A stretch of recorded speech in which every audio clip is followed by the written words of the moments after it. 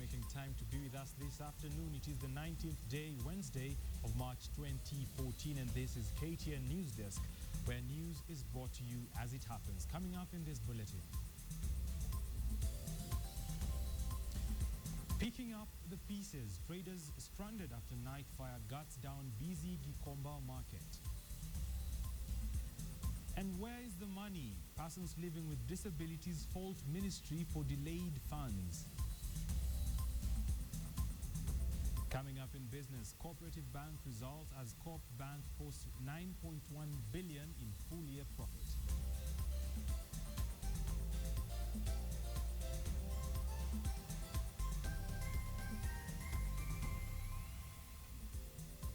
Welcome to the program. We begin this bulletin in Mombasa, and bomb experts in that county are currently scouting for a safe place to detonate explosives recovered from a car intercepted by security agents earlier this week. In the meantime, the investigative officer in charge of operations is waiting for a court approval to destroy the explosives, which otherwise would have been withheld as evidence.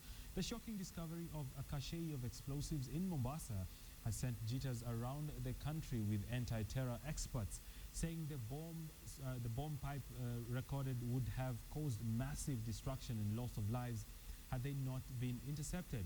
Now, other weapons recovered alongside the bomb were 2 AK-47 rifles, grenades, and other 200 rounds of ammunition.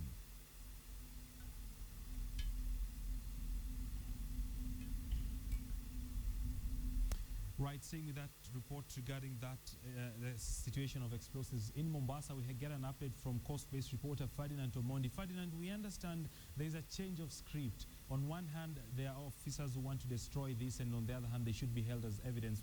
Which way do we go?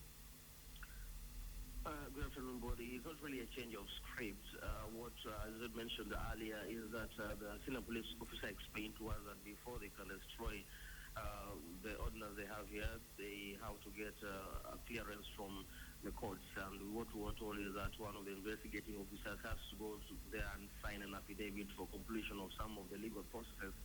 And the argument seems to be that if this is a story and later on needs to be used as evidence, then affidavits will now have to act in place of such. Because this is very dangerous material that cannot be kept for as long as the case may possibly proceed. So the idea is to have it destroyed, but after the affidavit is signed, so that later on when the case comes up, the affidavit may be used in place of the evidence. Bonnie? Right. Fadi, we also understand from that earlier report that the officers are looking for a safe place to detonate. Is it because of the nature of this kind of explosives? Yes. Well, we're told by the officers here that this is very, very dangerous bombs that they receive. These are pipe bombs, 6 of them. Weighing about 60 kilograms, and they could easily bring down a skyscraper. And, also the damage could go several hundred meters away, so it has to be a very, very safe place and away from the public. As a matter of fact, we also been told by some of the experts here that in as much as the vehicle would be towed away, it cannot go anywhere near a high population of people, so they are ruling out taking it anywhere across town to another field. So from the police headquarters, we are looking at the possibility of taking it to a field nearby, where also the bomb experts and possibly NEMA will have to do an assessment and confirm that it's okay, or go to a creek near the ocean where it can be detonated. So those are the logistics being looked at before it can finally be carried out. And I think I'm also mentioned, Donnie, is that the 6th bomb is still tucked in the car. They've been trying to remove it. I've had a look at it, and it's the biggest of the cylinders that was actually there. You were able to show in KTN the 5 cylinders that were removed. The 6th one actually cuts across the entire dashboard. So I don't know how they installed it there, but it's giving the officers a little bit of a headache. So once they'll be able to dispense with it and find out that it's safe, I believe that is when the vehicle will be towed away to where they can be disposed of in a safe manner. Fadi, final question. We understand the nature of this particular explosive and cache that has been got by the police, but what are investigations saying? Do we know who is responsible? Do we have any arrests, any leads? Yes, last night the county commission confirmed to me that one more suspect is in police custody, and from our understanding that he is actually one of the masterminds of the entire operation. He also indicated to me, Mr. Nelson Mara, that there's a fourth suspect that they are pursuing. We do know that the ones in custody, the first one was a Kenyan, there's one of Somali origin, but the identities or the identity of the other arrested person is yet to be confirmed, or I have been told yet. So yes, we do know that 3 are in custody, a 4th one is being pursued, and the investigation is still being carried out. So the entire scope of of this mystery here is yet to be solved, but police say they are on the right track and hope to find many more answers as time goes by. Right, many thanks. Ferdinand Mondi coming to us from Mombasa, where explosives have been nabbed by police and the process to detonate them is on course. We'll give you more details as and when it unfolds. But coming back to the city, and traders in the busy Gikomba market of Nairobi are this morning counting losses following last night's fire that razed part of the market. The Nairobi County Government firefighters are said to have arrived at the scene 30 minutes later. However, narrow paths within the market hindered the access. Take a look. At around 8 p.m. Tuesday night, witnesses say a small explosion was heard coming from Joy Store in Gikomba Market, one of the many stalls in the expansive market. The fire started just when traders at the market were preparing to close for the day. The fire is said to have spread fast, engulfing most parts of the market near Sahuri Moyo Lower Bridge. By the time the fire brigade arrived, 30 minutes later, the fire had gutted down a significant portion of the market. In a bid to prevent the fire from spreading further, members of the public took matters into their hands, flattening surrounding stalls.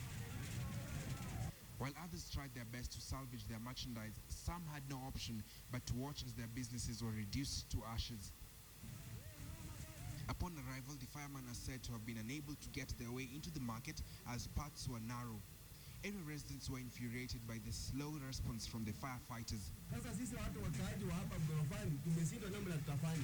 Tunajaribu kufanya kitu, hakuna maji, ni kidogo. Wametunyima maji, hatupati maji. Sasa wanataka tulipe nyumba, na nyumba ndio imechomeka.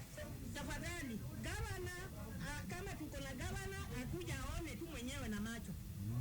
Tumechoka. Kama ni kusudi ya kubomoa hizi manyumba, watuambie. Tunauliza gavana wetu na maseneta wetu na mpaka ma-MP wetu. Je, hii ndio tunachagua mko wapi bwana sasa hivi? The residents also disputed claims that the inferno was due to an electric fault. Stall owners are said to have received a 90-day notice to vacate the market just a day before the fire. Ian Wafula, KTN. From that fire to yet another in a different part of the country, in the section of Kisumu's Kibuye market was last night burned down after a woman committed suicide by locking herself in a market stall and setting it ablaze. The woman, who was protesting being abandoned by her lover, locked herself in a shop belonging to the said lover, now it is, and setting it on fire, and caused an inferno that consumed 6 stalls housing more than 10 businesses. Within minutes, Kisumu's fire brigade intervened and contained the situation, but they did not succeed in saving the woman, whose charred remains were found near the door.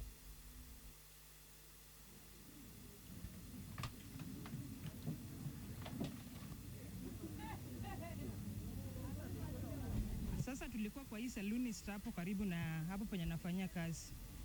Na aliingia na briefcase ya black kama amebeba kwa mkono. Akaingia ndani ya hiyo saluni, tukamuuliza, "Hey madam, na leo ni safari ya wapi?" Akacheka tu, akaingia hapo ndani. Sasa baadaye inaonekana huyu msichana alitia moto hapo penye anafanyia kazi hapo. Kama saa 3 ndio moto ilianza. Na kuna mama alikuwa ndani. Huyo mama vile alikuwa ndani tulisikia kilia na moto umelipuka. Basi tukaanza kufunja mlango, ilikuwa mlango ya steel door. Vile ilikuwa steel door ilikuwa ngumu vile tunaweza funja hiyo mlango. Sasa ilibidi hizo manguo na mali ilikuwa ndani au ichomeke ya majirani zote karibu nyumba 6. Police yesterday evening raided shops along the River Road in Nairobi's Central Business District that has been producing and selling fake documents. During the raid, 3 suspects were arrested after being found issuing fake documents including birth certificates, driving licenses, PSV license, national examination certificates, passports and assorted rubber stamps. According to police, the information of the activities in various shops in that part of the CBD was relayed to them by members of the public who had earlier visited the shops. At the same time, police blamed for the public for buying fake documents, saying this has been the rise of illegal businesses in the city. And so we have been having a lot of accidents on our roads, we blame driving test examiners, whereas we have a lot of driving test examiners along River Road. You can see those licenses, some of them are ready for collection. They already have the owners, together with their passport sizes photos, and the plain ones still waiting to be prepared for the owners. This is very dangerous to the government. And we can only eradicate these vice by working together with the members of public and also giving us information. Deputy President William Ruto's spokesman David Mugonyi is recovering after he was carjacked and robbed of money, valuables and his car last night. According to the police, Mugonyi was driving to his home along Dennis Pritt Road when gunmen carjacked him. Now the gang of four took control of the vehicle and drove around the city with Mugonyi on board. They reportedly forced the spokesman to ask for money from his callers who had got wind of the attack. The gunmen later dumped Mugonyi near the Jomo Kenyatta International Airport, where friends and police officers found him. Nairobi Police Boss Benson Kivue says police officers are yet to recover the car or make any arrests.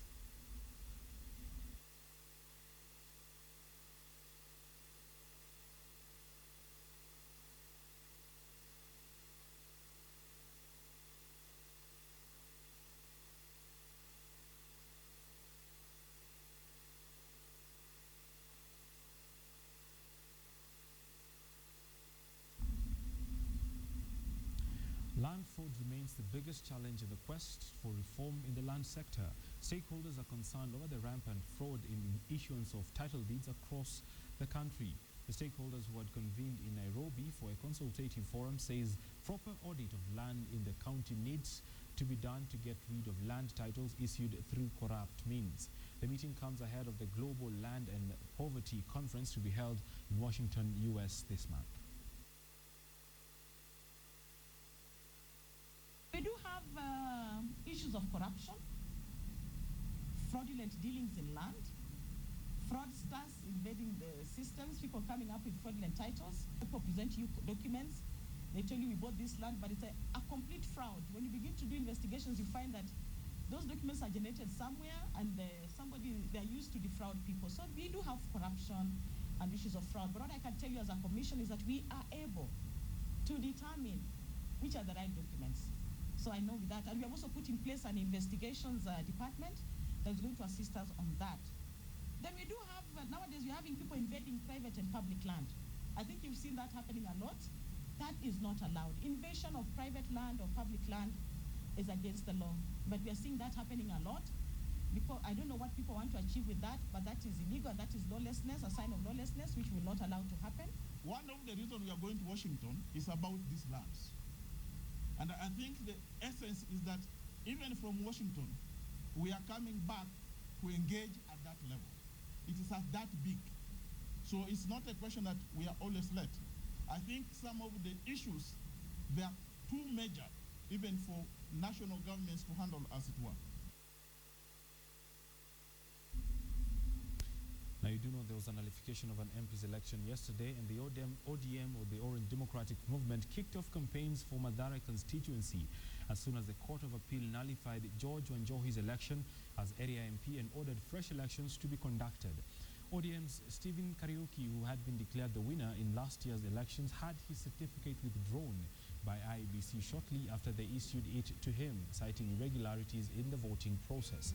After the court's decision to have fresh elections in Mathare, Kariuki hit the ground running and was accompanied by Budalangi MP Ababu Namwamba, among other ODM politicians. Namwamba said that he was confident that this time round, Kariuki will clinch the Mathare seat unopposed.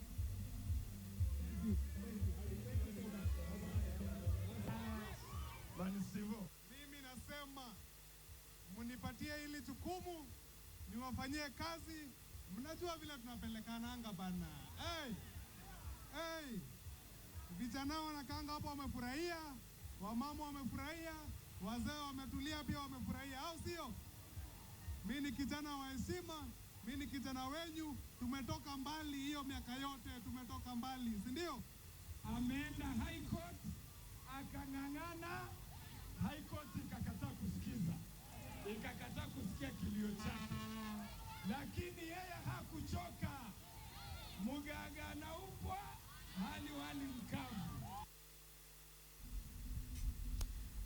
Airlines Limited has today signed an agreement with Standard Group Limited to sponsor the ongoing Transform Kenya Awards that were launched in December last year. The initiative has attracted over 24,000 entries, with Riara University coming in to evaluate the entries on education aspect. Speaking at the Standard Group offices, the Standard Group CEO Sam Sholei said the group will invest more in this initiative as part of solving the youth unemployment problem in Kenya. He also thanked Crown Paints Limited for donating 2.9 million shillings towards the initiative. So being a 112-year company, we really want to make sure that the coming years we touch the lives of Kenyans by ensuring that we champion the things that Kenyans care about. We champion issues of transformation, especially creating employment for the youth in this country, turning our country into a developed country in accordance with Vision 2030. I think it's a great initiative because I think many people are doing a lot of hard work in these countries, and there's no initiative, no recognition there in this country at the moment. And then Standard Group has been come with this great ideas, and we really appreciate that they really would like to appreciate and recognize people who done a great job for this country.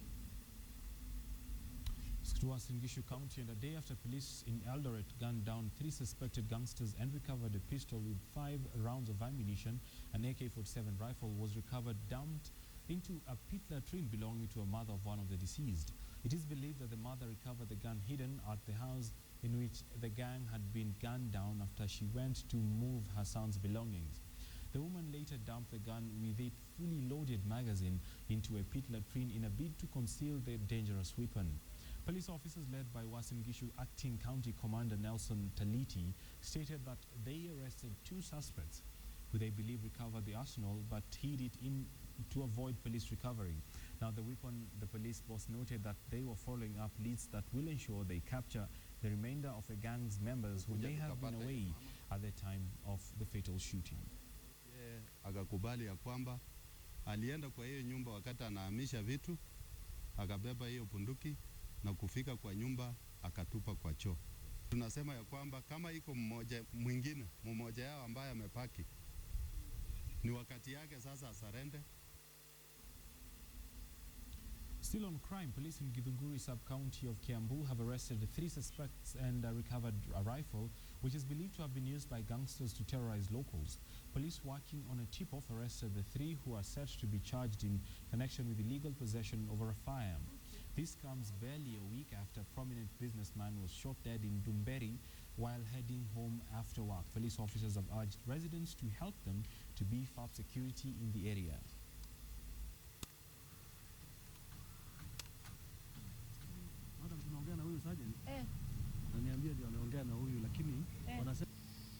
We had information that led us to Dandora Estate within Nairobi, Isli area, or within Buruburu area. The officers from Githunguri Police Division, in conjunction with the Deep Crime and the DAPC's office, proceeded to the estate, and they were assisted by DCIO Dandora and the OCS Dandora. They entered the estate and conducted search where we had a lead. In the house where they proceeded to, they managed to arrest 3 more suspects and managed to recover a G3 rifle, which is already modified by cutting the muzzle and the butt. Welcome back. This is KTN Newsdesk. If you're seated on this side, you do know we're going to have some time for our afternoon business chat. But before that, Cooperative Bank has posted 9.1 billion shillings in net profits for the year ended December 2013.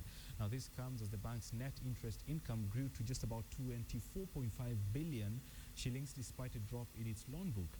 But like most banks that have reported their results so far, The Co-op Bank appears to be diversifying its non-interest income during the period. Now, Co-op's non-interest income grew to just about 9.26 billion shillings from 8.16 billion in the previous year. The board of directors have approved a dividend of 50 cents per share, with the bank also issuing a bonus share of an one ordinary share for every 6 held. Just illustrating the strong balance sheet growth that we have had, sustainable growth.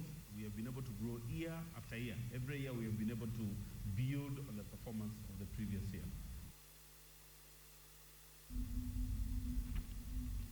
Right, it is time for afternoon business chat, and today we're going to try to demystify the Securities Exchange. And joining me is Paul Muthaura, who is the acting Chief Executive Officer at the CMA. Karibu sana. Paul, I understand there's an op-ed that you're putting out tomorrow. What exactly do you intend to achieve? What are you telling people tomorrow? Okay, we're having an open day that's running from Thursday to Saturday. Right. And it's creating a forum through which investors across the spectrum, from the smallest investor to companies who might be interested in coming to list, to come to a single place where all our intermediaries are, all the service providers are, and be able to engage them, ask their questions, get their clarifications.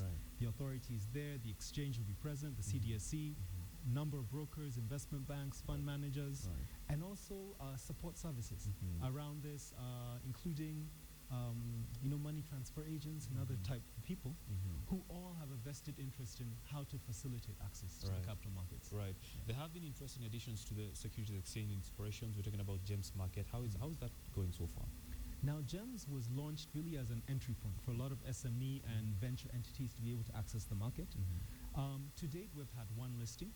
But I think we remain still very confident that there are a number of companies who are in the process of coming to list. And we think it's really going to be one of the key tools. What is taking them so long? I think you have to look at the environment we're in. Companies list because they're seeking capital. They seek capital because they're seeking to expand.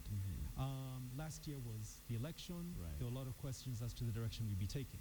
But as this year has really kicked off on a very strong footing, you feel that more companies are willing and able to come to market, raise the money, and drive forward their strategies. Paul, a lot of Kenyans interact with the market whenever there is an IPO. We haven't had one in a long time. Are there options for the ordinary Kenyan in this market? No, without question. One of the purposes of the open day is really to drill down the fact that you can enter the market for as little as 500 shillings. So the entry level is very low, and the opportunities are there. It is now subject to what is your interest. You know, we have a lot of people who have a lot of money sitting in the bank. They don't have enough to buy land. They're saving, but what is that money doing for you as it's sitting in that bank? We're trying to open people's minds up to the various options there are. There is room for... Without question. And if you read the paper every day, you're hearing about billionaires being created. It's really to drill down that it's for everybody. Take your chance to participate in all this growth. All the companies are showing, as you're reporting, very good returns.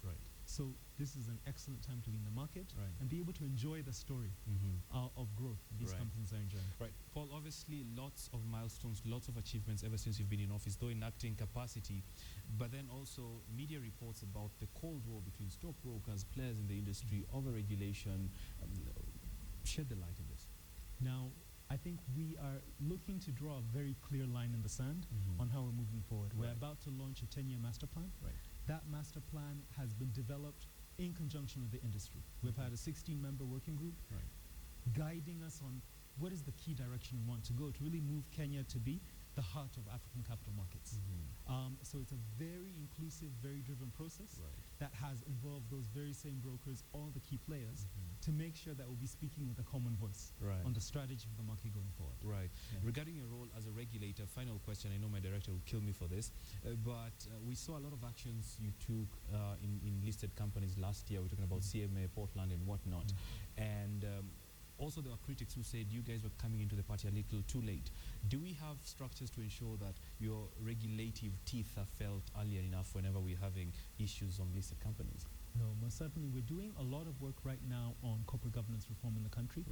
And that is what's going to really, one, put a much clearer responsibility on the companies and their directors, vis-a-vis their reporting, their transparency, their accountability, and then make it much more clearer at what point the authority can intervene. I think To date, the authority has been using the powers it has to make sure that we can take care of the public interest investor. Right. But we need to clearly allocate responsibility to the directors of the companies, who these shareholders have vested their trust and their responsibility in, and then have clear mechanisms for intervention when necessary. Right. And in case people have questions, they can come tomorrow to the open day KICC. They can come throughout from Thursday through Saturday. Thursday to Saturday. 8 to 5 all day, free access. Right. Yeah. And we encourage you, come one, come all. It'll be a great opportunity to get answers to your questions. Right. All of you wondering why I didn't ask about demutualization, that particular forum is where you need to raise those questions. We need to move very quickly. Thanks for coming, Paul. Asante sana. We're obviously out of time. More news coming to you in our subsequent bulletins. My name is Bonnie Tunya. Good afternoon.